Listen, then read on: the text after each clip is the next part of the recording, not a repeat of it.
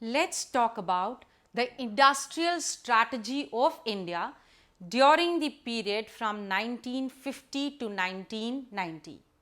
So, during these 40 years, the policy that India had is very different from the policy it has followed after 1991.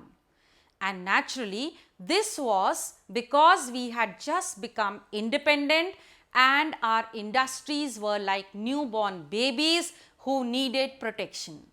Therefore, the strategy that was followed is, first of all, the public enterprises were made as central. That is to say, more importance was given towards the public enterprises. The second feature is that the private enterprises were kept at a secondary footing. And this was all because the government wanted to stabilize and keep the hold on industrial growth in its own hand in the initial years of independence. The third strategy was that a policy of import substitution was followed. That is, more stress was given on the manufacturing of things which we were importing, so that now we could become self-sufficient, self-reliant. The fourth strategy was that the domestic companies, it was seen that they do not have any foreign competition and thus they were given a boost, but there were certain barriers and taboos which were placed on the getting of or on the import of things towards India by the foreign companies. That is to say, be Indian and buy Indian. That was the policy which was followed by the economists in the beginning of the independence. The next is that the large scale industries, when they were given a boost, this gave rise to excellent infrastructure in the country. Whereas the growth of small scale industries provided employment. Now, we will see by itself by the policy that India followed during 1950 to 1990 as to what could have been the positive or the negative effect of such a policy. When the public enterprises are given lot of importance, that is, they are made central, what happens is that whenever a unit becomes sick, what do? We generally shut it down.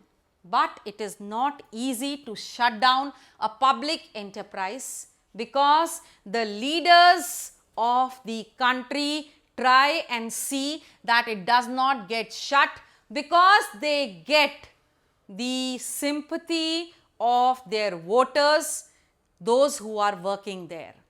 Thus, we have lots of sick units running because of the policy of keeping the public enterprises at top. The second is that the private enterprises were made secondary. When they are made secondary, what happens is there cannot be much growth because there will be a great restriction on these private enterprises. They would not be given license, they would not be given any incentive, and thus it is not easy for an individual to develop industry. The third is the policy of import substitution. It looks very glossy and it looks very encouraging to us to give such a policy. But remember, with such a policy, the consumer does not have much choices in the market and he needs to be dependent on just whatever is available. If you remember a few decades back, in India, we just had the Fiat and the Ambassador cars running. But now, look at the Indian roads. You can see all the cars of the world over running on our roads.